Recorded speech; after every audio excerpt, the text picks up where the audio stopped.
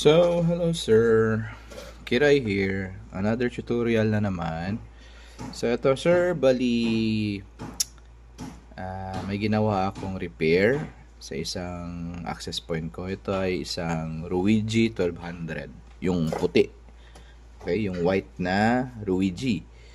So, problema nito, nung nasa area na, bali wala siya, biglang nawala ng power. Okay? So kahit na anong buhay mo, ayaw talagang mag-power on. So ang status nito, para may idea lang kayo, kasi na-repair ko na siya, hindi ko na siya na-vlog. Pag nilagay ko na yung power dito, magbi-blink lang yung power dito, yung power indicator na LED. Mag-blink lang siya ng once, tapos hindi na siya mag-iilaw. Bali, blink lang, pitik lang. So, hanggang sa wala talaga, walang nangyayari. So, ginawa ko, since kinonvert ko na to, ni-repair ko na lang siya. Tapos, syempre, walang power. Dito tayo sa power section. Tiningnan ko, nag-voltage reading.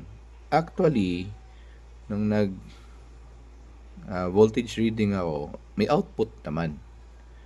3.3 volts yung output niya dito sa dito na part. Okay, makikita niyo itong IC na to, may 3.3 na lumalabas. Tapos pag ite-testing mo dito, may capacitor dito sa positive side ng capacitor, 3.3 din. Ang problema, parang nasa-short siya ng power, hindi niya kaya. So ang ginawa ko, tinanggal ko yung regulator dito, katabi ng ito yung inductor, tapos meron siyang regulator dito na maliit. Ang liit ng inductor. I mean regulator. So ang ginawa ko, tinanggal ko siya. Ito na. Makikita nyo, napakaliit ng regulator. Ayan o. Parang kasing laki ng resistor lang na surface mount. Ayan. So, ito yung regulator ng Ruigi Pro na puti. Ang liit. So, tinanggal ko to. Tapos, nag-voltage reading ako ulit dito sa VCC ng IC na to, at saka dito sa capacitor. To positive. Lalagyan ng capacitor. Wala na siyang reading na 3.3. So, ginawa ko, nag-plug ako ulit dito ng power. Hindi na siya nag-blink. Ibig sabihin, totally dead. Okay? So, ang ginawa ko, kumuha ko ng, syempre, yung pangmalakasang buck converter na ginagamit natin. In-adjust ko siya, kasi may adjustment naman to, itong trimmer na to. In-adjust ko siya into 3.3 volts. Okay? Tapos, nilagyan ko na lang ng DC adapter. Instead na dito kayo sumaksak ng power, dito na. Kasi ito na yung new buck converter niya. Okay? So, dito na tayo sasaksak.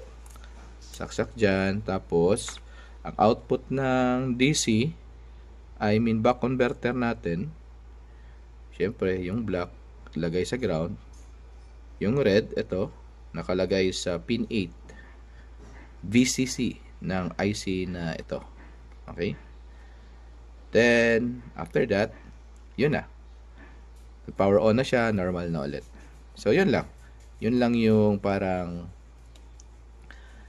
ginawa ko sa itong pag-repair ng board ng Ruigi Pro.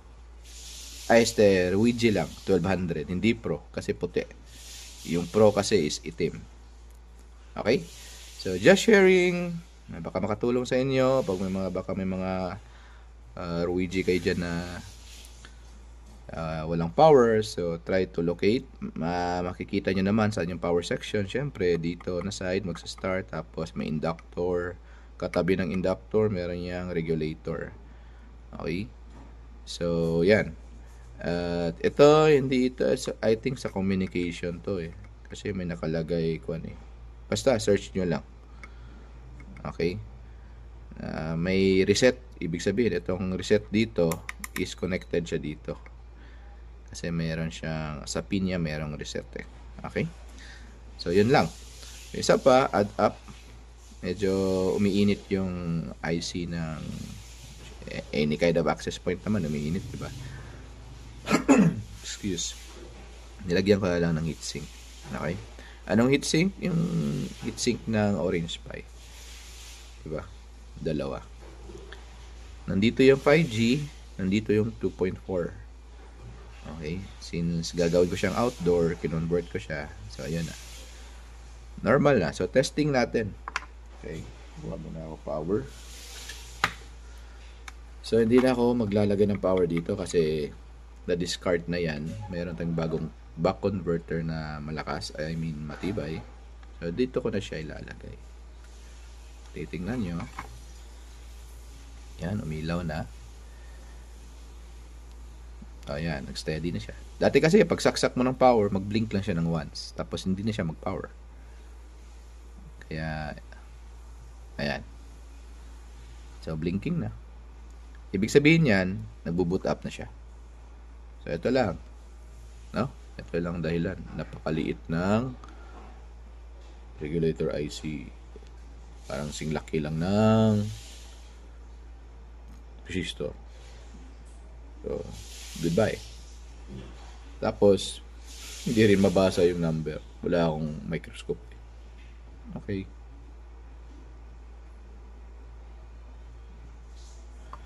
As you can see, okay na siya. So, ito lang. No? Di ay external na buck converter. Tali-tali nyo lang dyan. Then, pwede nyo nang gamitin ulit. Okay? So, good luck sa mga magre-repair. By the way, dapat meron kayong pwede na kahit na wala kayong hot air. Kasi pwede namang yung soldering iron. See to it na hindi nyo matatamaan or matatanggal yung maliliit na mga components dyan. Yung regulator IC lang, katabi ng inductor, ang katanggalin nyo. Much better kung may hot air, di ba? Para mas malinis. Hindi messy. See to it na walang shorted dyan. Okay na. So, nag-steady na. Ibig sabihin, nag-steady na yung blink niya. Ibig sabihin, stable na. May connection na siya. Okay? So, yan lang mga sir. Tips and tricks by Kiray. Thank you. Bye.